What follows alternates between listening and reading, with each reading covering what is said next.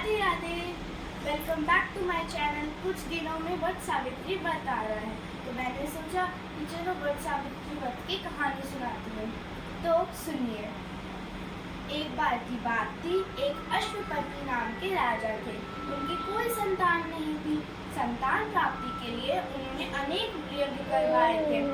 यज्ञ के फलस्वरूप उन्हें एक तेजस्वी कन्या प्राप्त हुई थी। राजा ने उनका नाम सावित्री रखा था। जैसे जैसे समय बीतता गया, सावित्री विवाह के योग्य हो गई थी। एक दिन राजा ने सावित्री से बोला, सावित्री, अब तुम्हें स्वयं अपनी योग्य वर की खोज करनी चाहिए। तो राजा का कहना मान के सावित्री मंत्रियों के साथ यात्रा पर निकल गई।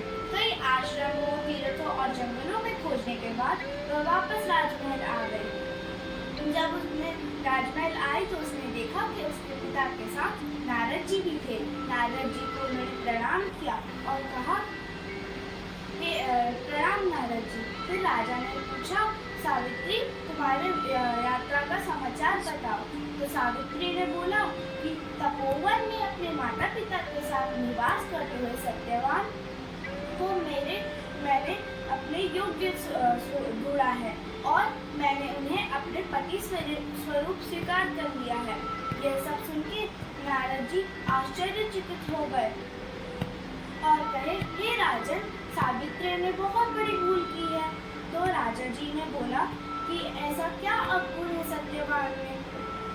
तो नारद जी ने बोला कि सत्यवान के माता पिता को शत्रुओं के द्वारा महल से निकाल दिया गया है और सबसे बड़ा अवगुण यह है कि सत्यवान की उम्र कम है और 12 वर्ष में सिर्फ 1 वर्ष बचा है।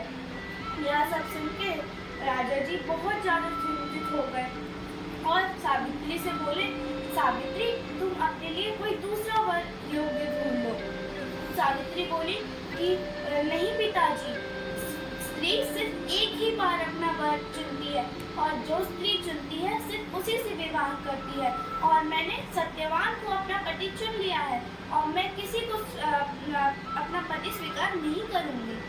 पुत्री की हट में पिताजी ने बोला कि ठीक है और सत्यवान और सावित्री का विवाह करवा दिया। विवाह के बाद सावित्री अपने पति और सास ससुर के साथ जंगल में आ गई। रहने के बाद जंगल में रहते रहते जैसे जैसे समय बीतता गया, सावित्री के मन में भय बढ़ता गया।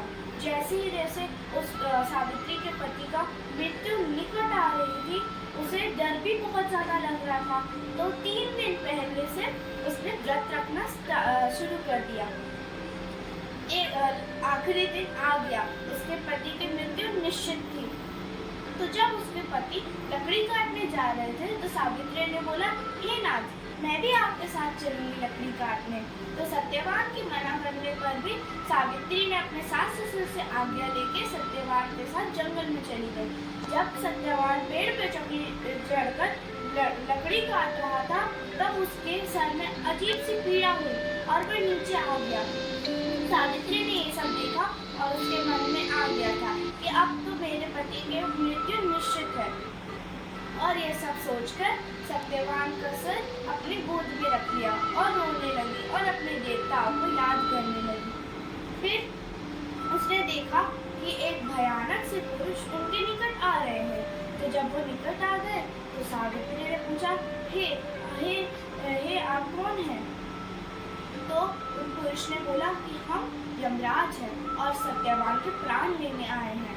तो सावित्री ने बोला कि दूसरों के प्राण लेने तो आपके दूत आते हैं, आज आप स्वयं कैसे आ गए? और प्रणाम किया।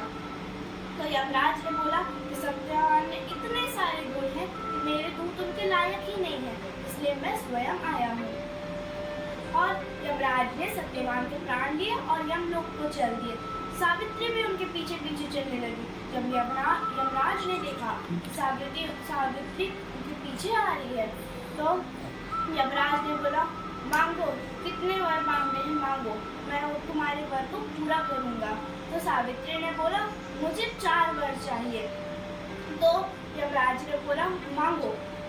तो सावित्री ने बोला, मेरे को पहला वर चाहिए कि मेरे सास ससुर की दृष्टि वापस आ जाए। तो यमराज ने बोला, तथास्तु। उसके बाद सावित्री ने बोला दूसरा वर कि मेरे सास ससुर का राज वापस आ जाए। तो यमराज ने बोला तथास्तु। तीसरा वर कि मेरे पिता को 100 पुत्रों का वरदान मिले। तो यमराज ने बोला तथास्तु। फिर बोला चौथा और आखिरी वर मुझे और सत्यवान को 100 पुत्रों का वरदान मिले। तो यमराज ने बोला तथास्तु। और यमराज ये सब तथास्तु करके अपने यमलोक को चले गए। जब वो जा रहे थे तो सावित्री फिर से उनके पीछे आने लगी। यमराज ने जब देखा कि सावित्री फिर से उनके पीछे आ रही है तो यमराज ने सावित्री से कहा, अब तो मैंने तुम्हारी सारी बात पूरी कर दी है, अब तुम्हें क्या चाहिए, अब क्या बचा है। तो सावित्री ने बोला कि आपने तो मुझे वरदान दिया है कि मुझे और सत्यवान को 100 पुत्र मिलेंगे, लेकिन सत्यवान के बिना ये सब कैसे है। तो यमराज ने बोला कि मैं तुम्हारे पतिव्रता से बहुत ज्यादा प्रसन्न हूँ और सत्यवान के प्राण वापस देता हूँ। यह सब सुनकर सावित्री बहुत खुश हो गई और यमराज बोले कि मैं तुम्हें एक आशीर्वाद भी देता हूँ, तुम्हारी ये कथा युगों युगों में सुनी जाएगी। और सावित्री ने उन्हें प्रणाम किया और तब यमराज अपने यमलोक को चले गए। उसके बाद सावित्री और सत्यवान वापस अपनी कुटिया में पहुंचे तो देखा कि उनके माता पिता की दृष्टि वापस आ गई है और उनका खोया हुआ राज्य भी उनको वापस मिल गया है। धन्यवाद। Like my channel and subscribe my channel.